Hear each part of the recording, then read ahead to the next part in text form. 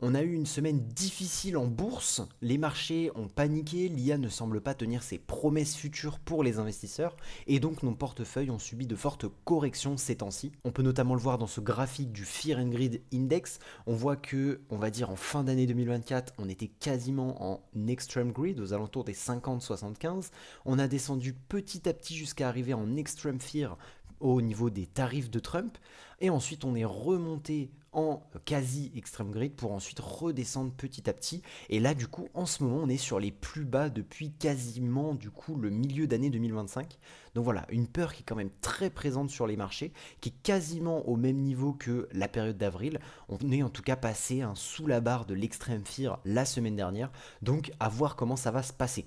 À cela, on ajoute également une semaine de résultats bien chargés avec des actions comme Palantir, Fortinet, Zoetis, FICO, McDo, AMD, Qualcomm, Airbnb, Spotify, Qualys, et ce uniquement en citant les plus connus. Donc une semaine de résultats qui a été très chargée, avec du coup la combinaison de cette semaine un petit peu de, on va dire, dévalorisation des actifs.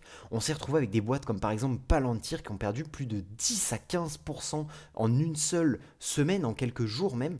Là par exemple je prends Palantir qui a sorti des résultats complètement monstrueux et qui pourtant est passé de 195 dollars en début de semaine à peu près du coup 170 dollars à peu près le 7 novembre. Donc en l'espace de 3 ou 4 jours, l'action a perdu 13 à 14%, ce qui est quand même relativement énorme. Cette combinaison entre dévalorisation des actifs qui étaient très fortement évalués et à côté de ça, une semaine de résultats très chargée nous apporte tout son lot de surprises, avec notamment un achat pour ma part du coup sur une boîte de très bonne qualité. On en parlera en fin de vidéo. Et d'abord, on va également analyser en partie du coup cette semaine de résultats bien chargés, quelques-unes de ces actions qui sont dans le lot. Et donc évidemment, en plus, en fin de vidéo, on verra donc mon achat, à quel prix j'ai acheté l'action, quel est mon prix cible encore sur cette entreprise pour voir si vous pouvez potentiellement en profiter. En tout cas, si vous aimez cette vidéo, n'hésitez pas à la liker évidemment et en tout cas à vous abonner. On commence directement avec les résultats. Première action dont on va parler aujourd'hui, c'est Zoetis, qui est une entreprise donc pharmaceutique vétérinaire, c'est-à-dire qu'elle produit des médicaments pharmaceutiques mais pour les animaux, notamment de compagnie mais également d'élevage. Donc ça me paraît quand même être un business de base qui est quand même assez intéressant. On a besoin de ce genre d'entreprise tout simplement pour vivre, que ce soit pour nos animaux d'élevage qui du coup vont pouvoir nous permettre de manger tout simplement, ou de nous nourrir en tout cas, et également à côté du coup les animaux de compagnie qui sont de plus en plus, on va dire, nos amis, à qui on partage de plus en plus de notre vie, et donc évidemment il nous faut des médicaments pour pouvoir les soigner. Donc comme ça, Zoetis, ça paraît être un business quand même très solide, mais vous allez voir que, voilà, depuis 2021 où on a eu un ATH aux alentours des 240 dollars, on est à moins 50%, quasiment tout pile, jusqu'en 2025, donc en l'espace de 4 ans, moins 50% sur l'action, avec un prix actuellement de 119,77 dollars à l'heure à laquelle je tourne cette vidéo. Donc on va voir un petit peu comment ça se passe. Donc Zoetis, vous allez le voir, c'est une entreprise quand même de très bonne qualité. On est sur une boîte qui a une croissance de chiffre d'affaires qui est assez faible, donc elle ne répond pas à mes critères de qualité, mais par contre tout le reste des critères fonctionne, donc on va regarder ça. Donc au niveau de la croissance du chiffre d'affaires, elle est évidemment un petit peu faible, mais voilà, au alentour des 8%, ça me paraît quand même logique. C'est pas une boîte de croissance, c'est pas du AMD, c'est pas du Nvidia, c'est logique qu'on ait une croissance quand même beaucoup plus faible. Au niveau de la croissance du free cash flow, on a une très belle croissance, avec plus de 17,6% de croissance du free cash flow sur 10 ans et plus de 11% par an sur les 5 dernières années, avec une très belle année à plus 41% par rapport à 2023. Du coup, donc voilà, une performance qui est quand même très intéressante. Un free cash flow par action qui augmente plus vite que le free cash flow, ce qui signifie donc des rachats d'actions. Et comme on peut le voir ici, on a effectivement des rachats d'actions, donc ça c'est très bien, c'est un signe qui est très intéressant pour l'entreprise. On a également, je ne l'ai pas noté, mais un free cash flow qui augmente plus vite que le chiffre d'affaires, donc une amélioration des marges du free cash flow, donc ça aussi très intéressant. Et donc au niveau des marges, comme vous pouvez le voir, une marge brute en constante augmentation qui est très élevée, 70% aujourd'hui de marge brute. Au niveau de la marge opérationnelle, pareil, une très belle augmentation de cette marge avec 35% actuellement. 12% de marge nette il y a 10 ans, aujourd'hui on est à 27,8% de marge nette. Donc là pareil, une boîte qui a de très très très fortes marges. Et pareil au niveau du free cash flow où on a du coup 8,8% de marge de free cash flow il y a 10 ans. Aujourd'hui on est plutôt aux alentours des 24%. Donc là aussi une très belle marge de free cash flow. Donc une entreprise qui est sur un secteur qui est quand même important, qui certes a une croissance assez faible, donc plutôt une entreprise défensive, mais qui a quand même une rentabilité assez exceptionnelle. On continue au niveau de sa rentabilité, on voit au niveau du ROC to free cash flow, donc qui est on va dire le retour sur investissement du cash. On voit que l'entreprise, par exemple, il y a 5 ans, si eh bien, elle investissait 100 euros, elle réussissait à récupérer 147,6 euros. Donc très intéressant. Et en plus de ça, ce ROC to free cash flow, il est en constante augmentation. Ce qui signifie donc potentiellement une augmentation du moat. On le verra notamment dans les résultats, avec également toute une partie réglementaire que l'entreprise arrive eh bien, à acquérir, ce qui fait que du coup elle augmente son moat, elle agrandit eh bien, les médicaments et on va dire le nombre de produits qu'elle peut eh bien, construire, créer, générer. Et donc évidemment ça lui permet donc de générer toujours plus d'avantages concurrentiels par rapport à des nouveaux entrants qui eux n'auraient pas forcément toutes ces réglementations. Donc on a une boîte qui a quand même une croissance relativement ok, des marges et une rentabilité exceptionnelle, mais également voilà, toute une bonne gestion de son entreprise. Je pense notamment à la rémunération en actions qui est de plus en plus faible par rapport au free cash flow. Donc ça c'est très intéressant, on passe de 7 à 3% du free cash flow seulement. Pareil pour eh bien, le capex par rapport au cash flow opérationnel. Cette fois-ci on passe de 27% à 22% ces dernières années-là. Donc c'est toujours très intéressant. On a une boîte qui n'est pas du tout endettée avec une dette nette qui est remboursable en free cash flow. Donc ça c'est super. Et également par contre une performance cette fois-ci un petit peu plus eh bien, à remettre en question. On a 10% de croissance par an sur 10 ans. Donc ça c'est relativement intéressant. Je suis pas sûr qu'avec 10% par an sur 10 ans on batte le S&P 500, mais c'est quand même pas si mal 10%. Surtout qu'à côté on a quand même une performance sur 5 ans de moins 6% par an, comme vous pouvez le voir juste ici, hein, sur 5 ans moins 28%, donc ce qui nous fait moins 6% par an. On était aux alentours des 166 dollars en 2020 il y a 5 ans, et là on voit qu'on a fait, on va dire un tout droit, hein. On a rangé, et au final bim, on est passé sous les 120 dollars. Bon là du coup on remonte très légèrement au-dessus, en marché ouvert, mais voilà, on est sur une performance qui est quand même pas extraordinaire, et ça s'explique notamment par une performance cette année de moins 32%, hein. Si on regarde sur le début d'année, voilà, moins 31,79, on était aux alentours des 176 dollars. Donc voilà, si on regarde, c'est une boîte qui semble de très bonne qualité, avec peut-être un petit peu de ralentissement au niveau du chiffre d'affaires, on va regarder ça au niveau des résultats, et par contre, eh bien, voilà, on a une boîte de qualité qui est rentable, qui peut du coup générer une très belle performance. Donc, si on l'achète à un bon prix, à une bonne valorisation, ça peut être potentiellement une entreprise de très bonne qualité qui peut eh bien, être très intéressante à acheter. Donc on verra au niveau de la valorisation et de mon prix cible, le prix auquel je suis prêt à acheter l'action d'ici quelques minutes. On passe désormais aux résultats. Donc l'entreprise, elle a généré un chiffre d'affaires de 2,4 milliards de dollars, soit une hausse de seulement 1% par rapport eh bien, au troisième trimestre de 2024. Par contre, à noter que le troisième trimestre de 2024 était excellent. Il avait engendré, je crois, plus 11% de croissance. Donc là, si on fait plus 1%, au final, ça nous fait plus 12% en 2 ans, donc à peu près plus 6% de performance. Bon, ça reste voilà, une croissance du chiffre d'affaires qui est quand même assez faible. Donc on a l'air de retrouver ce que je vous disais tout à l'heure, c'est-à-dire certes un chiffre d'affaires et une boîte de qualité, mais par contre un chiffre d'affaires qui est peut-être un petit peu en décroissance, qui nous amène donc à des chiffres peut-être un peu faibles. Ils nous disent par contre qu'à périmètre et activité constant, on a un chiffre d'affaires du troisième trimestre 2025 qui a progressé de 4% par rapport au trimestre précédent. Donc là, c'est tout de suite beaucoup plus intéressant, sachant qu'à côté de ça, on a une hausse de 6% des bénéfices, donc augmentation de la marge nette, et également 9% du bénéfice par action. Donc ça veut dire en plus de ça des rachats d'actions très forts. Donc ça peut être quand même relativement intéressant. La direction semble également confiante sur son avenir. Elle nous dit qu'ils ont enregistré une croissance donc organique de 4% du chiffre d'affaires opérationnel, de 9% au niveau des bénéfices par action, grâce notamment à l'engagement sans faille et à l'efficacité de nos équipes à travers le monde. Donc qui a déclaré du coup le directeur général de Zoetis. Si la croissance est modérée au troisième trimestre, donc comme on le disait, voilà, une croissance qui est quand même assez faible, conformément à nos prévisions. Donc ça c'est intéressant, ça veut dire qu'ils avaient déjà imaginé que effectivement ces prévisions-là eh bien, étaient faibles. On n'est pas sur un trimestre mauvais et surprenant, ils avaient anticipé ces chiffres-là. Ils nous disent que eh bien, ils ont franchi des étapes réglementaires importantes. C'est ce que je vous disais en début d'analyse. L'action, eh bien, elle franchit des caps réglementaires, ce qui fait qu'elle augmente son moat. Et ça, c'est très intéressant. Notamment au niveau de l'obtention d'autorisation pour de nouveaux produits majeurs, l'expansion de notre présence géographique et des innovations différenciantes tout au long du cycle de vie de nos produits et pour différentes espèces. Car oui, effectivement, comme je vous le disais, ils sont dans l'élevage et évidemment dans les animaux de compagnie.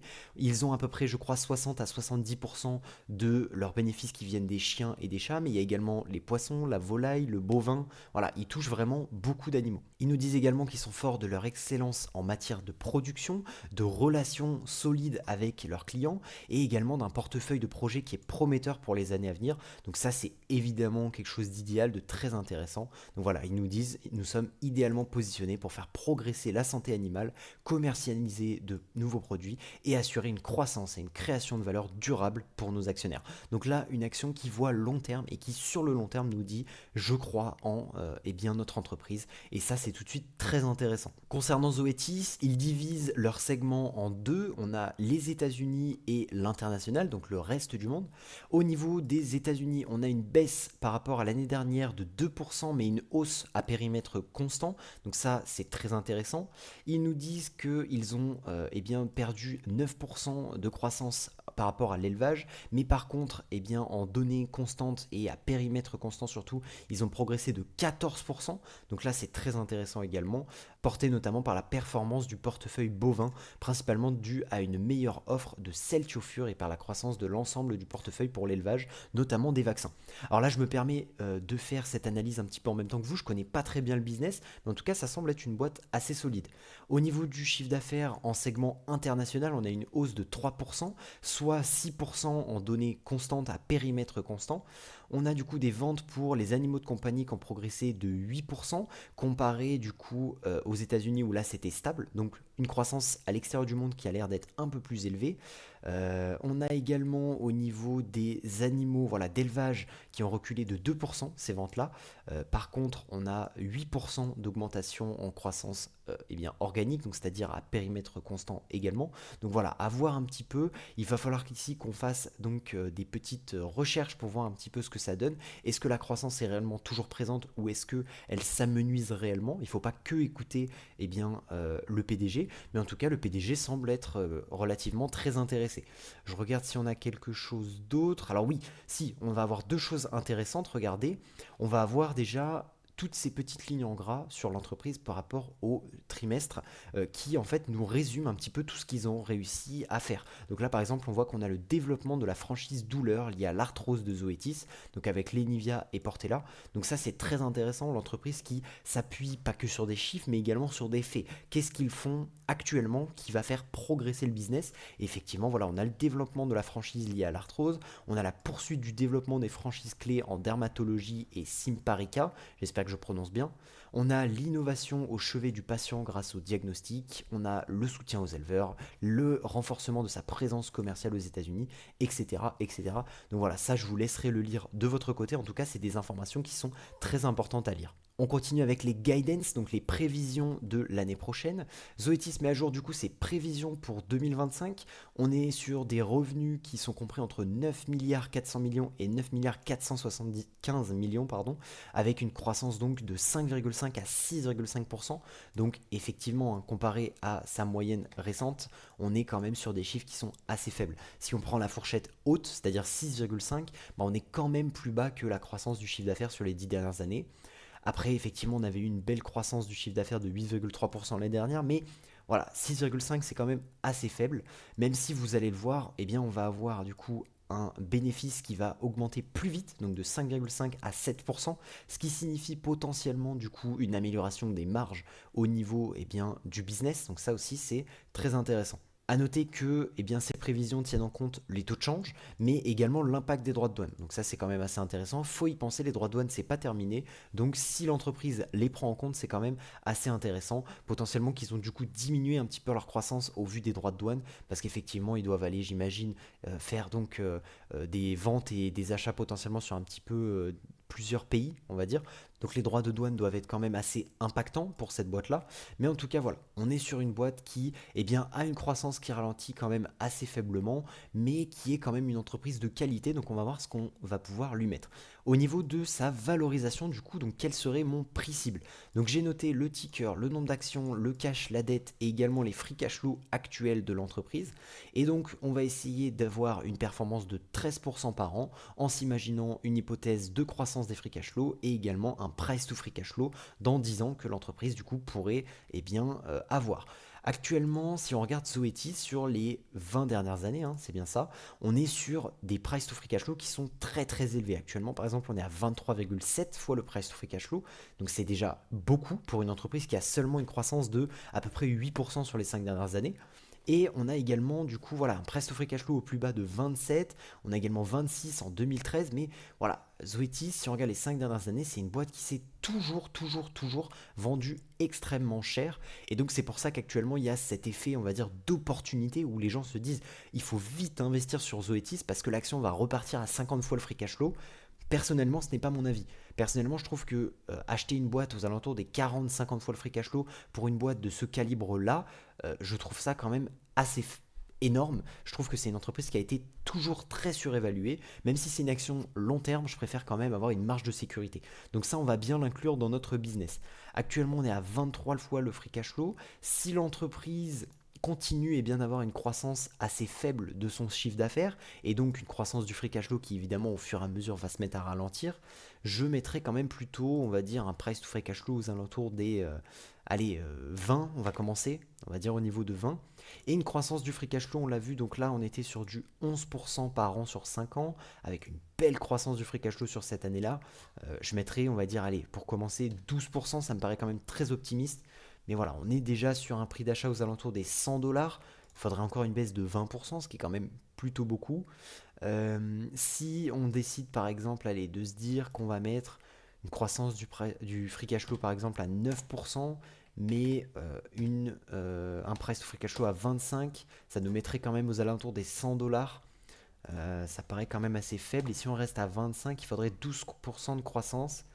Euh, Ça me paraît quand même assez élevé comme prix. J'ai envie de dire que Zoetis c'est une entreprise qui s'est toujours vendue très cher, donc évidemment que ça donne envie de mettre un price to free cash flow par exemple à 30. Et dans ces cas-là, du coup, on pourrait mettre, je sais pas, on va dire 10% voilà, de croissance du free cash flow.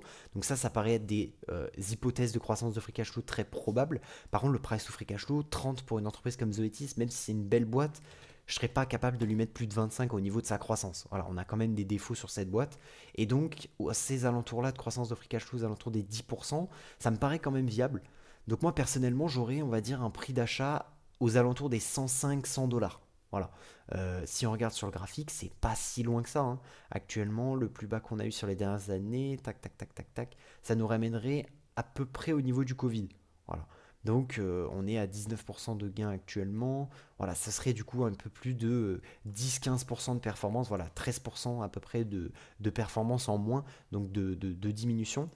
Moi personnellement, je vais garder du coup Zoetis en watchlist. Et si l'action diminue aux alentours des 105-100 dollars, il y a moyen du coup que j'entre et que je mette une position sur Zoetis. Ça reste une boîte qui est de très bonne qualité, qui sera du coup beaucoup moins valorisée.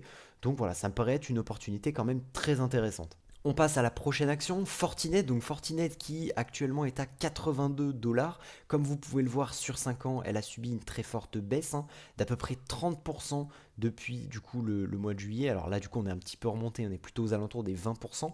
Mais en tout cas voilà, Fortinet qui était bien monté aux alentours des 2020-2021, qui avait bien stagné jusqu'en mi-2024 et qui a explosé en 2025 pour au final rebaisser. Donc on va voir un petit peu au niveau des résultats encore une fois ce que ça donne. En tout cas, Fortinet, c'est une entreprise qui respecte l'entièreté de mes critères de valorisation. On est sur une entreprise qui est parfaite, avec une croissance du chiffre d'affaires énorme, croissance du free cash flow énorme, croissance du free cash flow par action énorme, et en plus de ça, plus rapide que la croissance du free cash flow, donc ça signifie des rachats d'actions, et c'est effectivement le cas. On a des marges qui sont absolument énormes également, 81%, 31% de marge opérationnelle, 27% de marge de free cash flow également, donc ça, pareil, c'est très beau. On a un ROC to free cash flow, donc un retour sur investissement du cash qui est en augmentation constante, très belle augmentation, de très gros chiffres sur ces dernières années notamment. Des rémunérations en actions qui sont en diminution par rapport au free cash flow, c'est normal, hein. Vu la croissance du free cash flow, c'est absolument énorme. Des capex qui sont relativement faibles et une dette inexistante pour une performance qui est quand même extraordinaire, hein, 24% par an sur les 10 et 5 dernières années. Donc voilà, c'est une boîte qui semble de très bonne qualité. Donc on va voir un petit peu au niveau des résultats ce que ça donne et ensuite on va voir mon prix cible. Est-ce que je vais bientôt acheter cette action? Qu'est-ce que j'en fais en tout cas? On passe sur les résultats de Fortinet. Du coup, elle nous a publié des revenus qui ont progressé, donc un chiffre d'affaires à hauteur de 14% pour atteindre 1,72 milliard. Les revenus liés aux produits qui ont augmenté de 18%. Alors pour rappel, ils ont du hardware, donc les produits, et du software, les services qui sont beaucoup plus présents que les revenus. Donc là, voilà, que les produits augmentent de 18%, c'est bien, ça augmente un petit peu la part faible du chiffre d'affaires. On a également des billings qui sont, on va dire, les contrats futurs qui vont être signés, qui sont aux alentours de 14% par an en augmentation, aux alentours des 1,81 milliards. Donc ça, c'est très intéressant également. Ça veut dire que l'entreprise va continuer de croître sur les prochaines années. Et on a également une marge opérationnelle record, une marge opérationnelle non GAAP qui est également record. Donc voilà.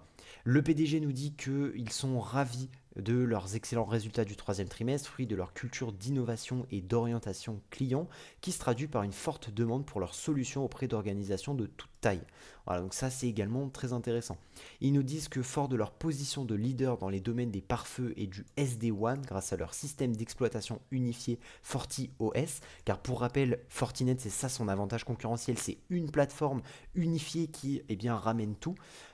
Cette plateforme d'exploitation, elle s'est rapidement imposée comme l'un des acteurs à la croissance la plus rapide du marché SASE, et donc Fortinet a développé nativement les fonctions SASE clés, intégrant des pare-feux nouvelle génération et également une solution unifiée pour les pare-feux de nouvelle génération. Voilà, donc là aussi c'est des choses qu'il faut analyser au niveau du business. Est-ce que ce que dit l'entreprise est réellement le cas? Est-ce que l'entreprise gagne des parts de marché sur ces produits-là?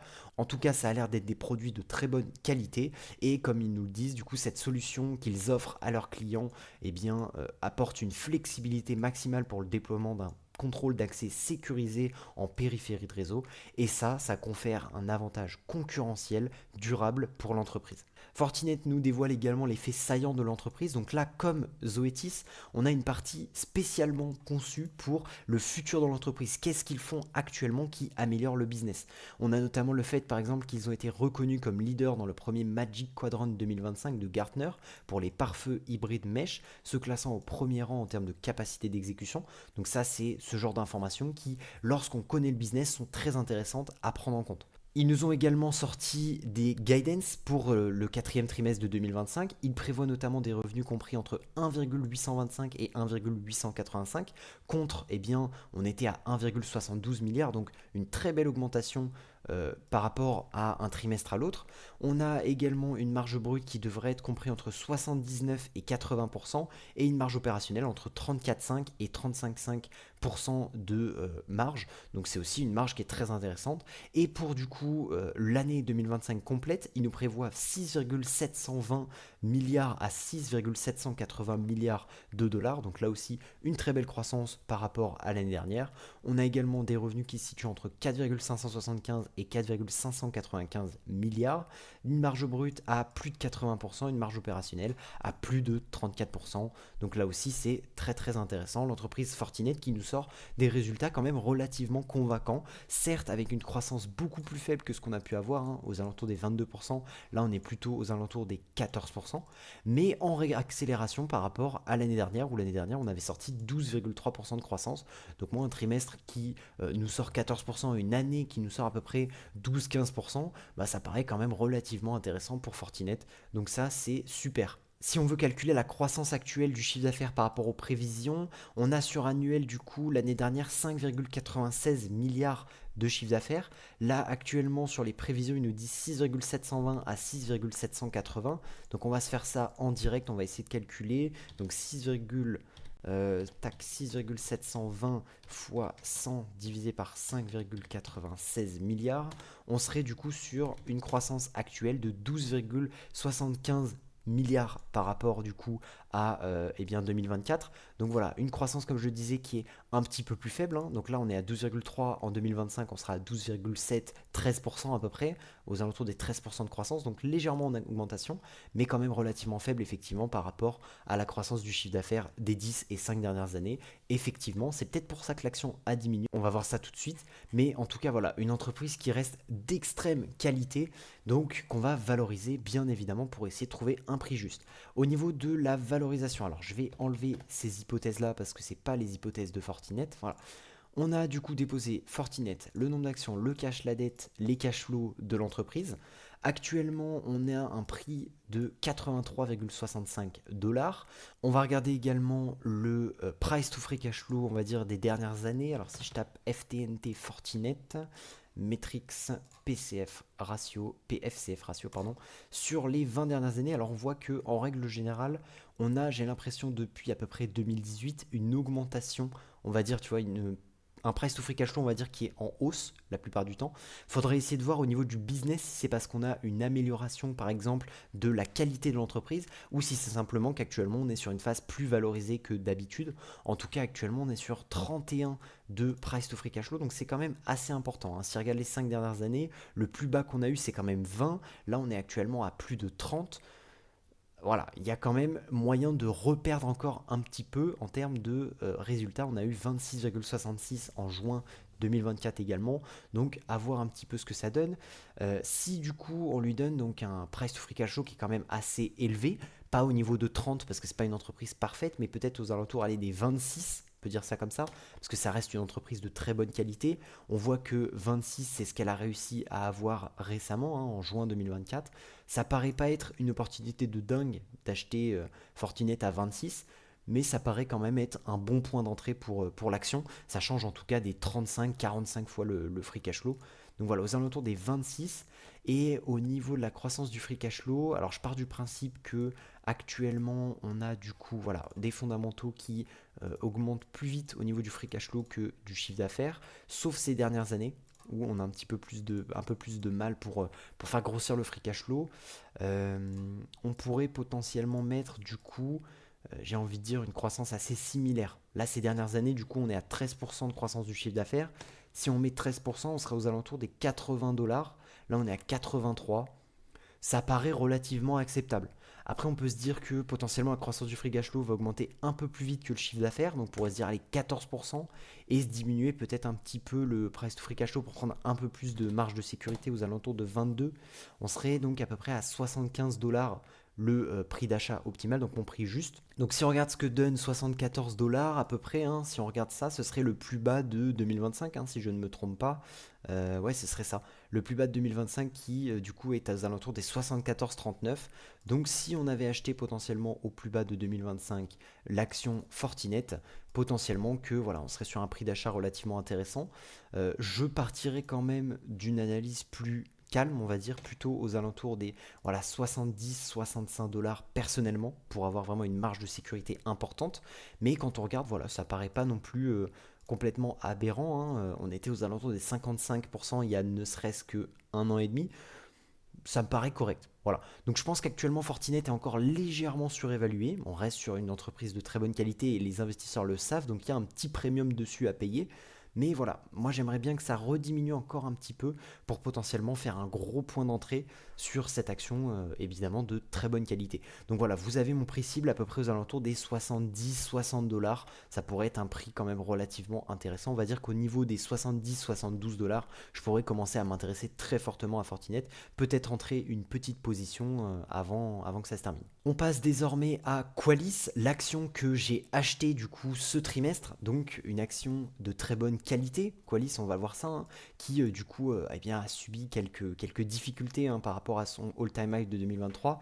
Là, ça fait depuis, on va dire, voilà, mi-2024 que l'action fait du surplace. On était passé au niveau des 204 dollars. Là, on a eu, on va dire, la plus grosse baisse aux alentours des moins 40, moins 45%. Et depuis, du coup, l'action qui a repris, on va dire, depuis les plus bas, on va dire à peu près en avril 2025 au niveau des tarifs, on a pris à peu près 28%.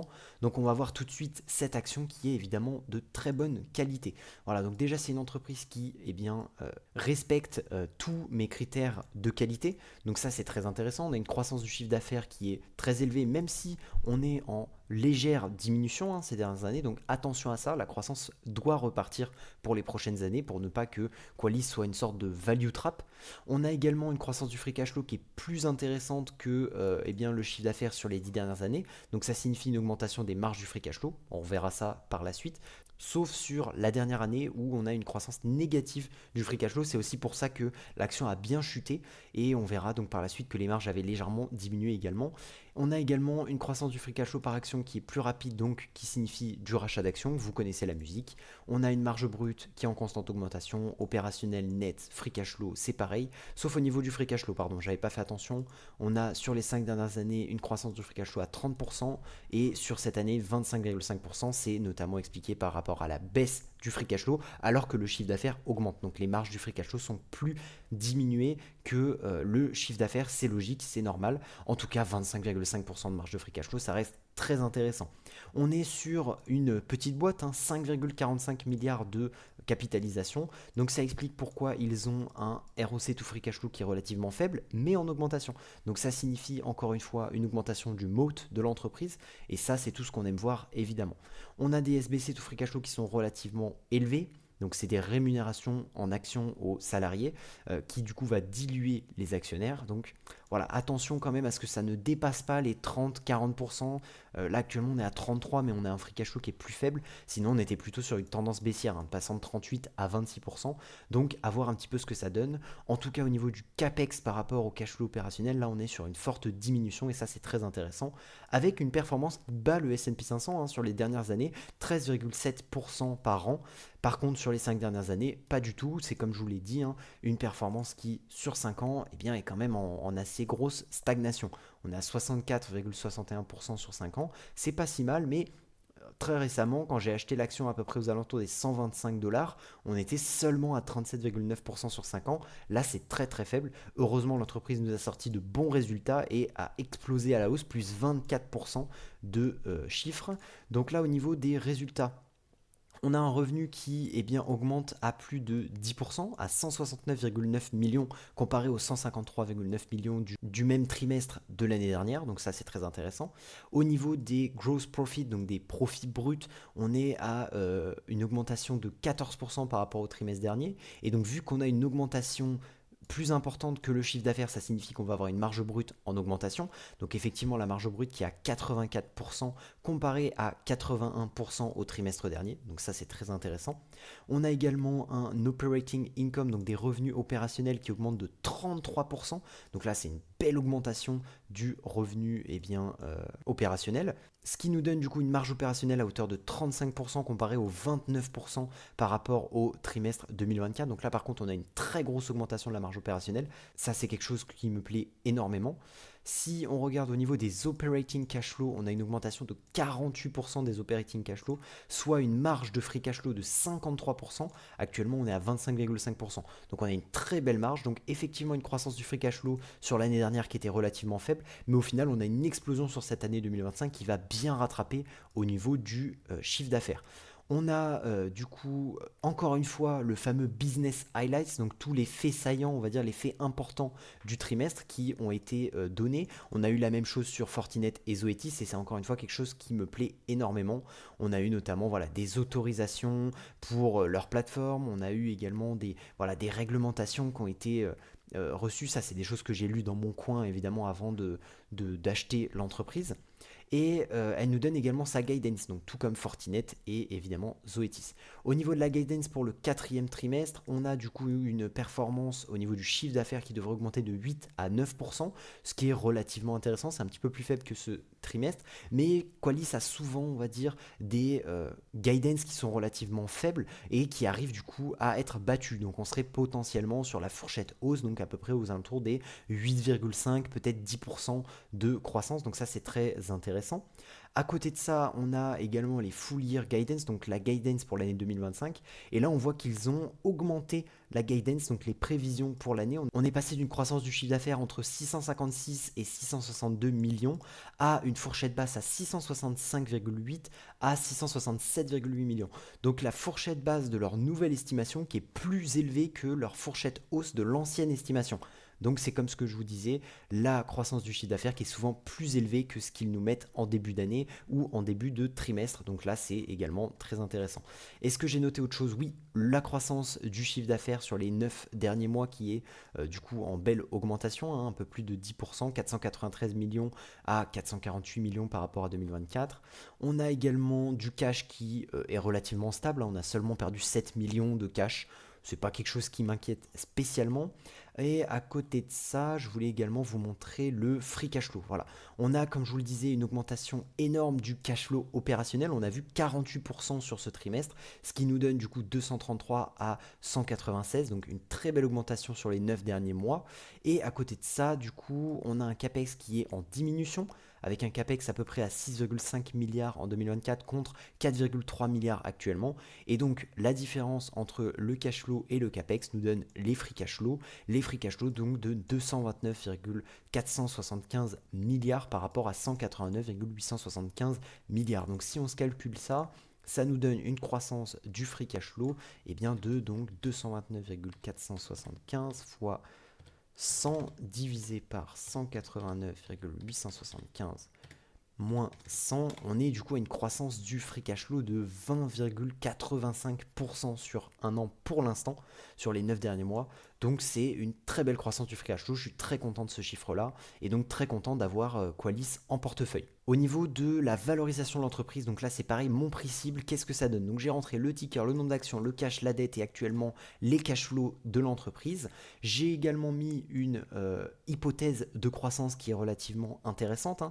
20 de price to free cash flow, c'est quand même relativement faible pour une entreprise de cette qualité-là, hein, 20 fois le free cash flow, sachant qu'on l'a vu par exemple avec Fortinet et Zoetis, on est plutôt aux alentours par exemple des 25 fois bien, le price to free cash flow, ce qui nous augmenterait encore le prix d'achat. Mais en tout cas, moi je vais garder à 20 pour garder une hypothèse relativement faible.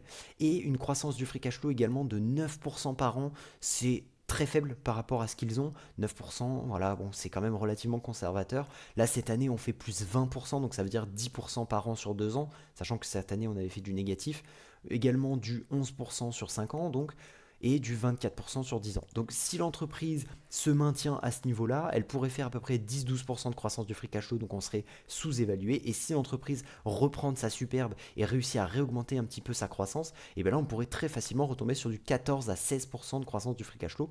Donc je trouve que 9% de croissance, c'est quand même relativement tranquille. Et on serait sur un prix d'achat à 145 dollars. Alors après les résultats, c'est évidemment, on va dire, surévalué, quoique hein, c'est seulement à 5%. Il suffirait d'une toute petite baisse de l'action pour arriver aux 145 dollars. Mais moi, personnellement, vous allez voir par la suite, j'ai un chiffre qui est beaucoup plus faible. J'ai un prix de revient qui est beaucoup plus faible que les 145 dollars. Et donc, évidemment, une performance qui est déjà très positive. Et ça, c'est super cool. Donc voilà, mon prix cible pour Qualys, il est à peu près aux alentours des... Allez, si on peut être gentil, on peut mettre 10%, et là on serait aux alentours des 150.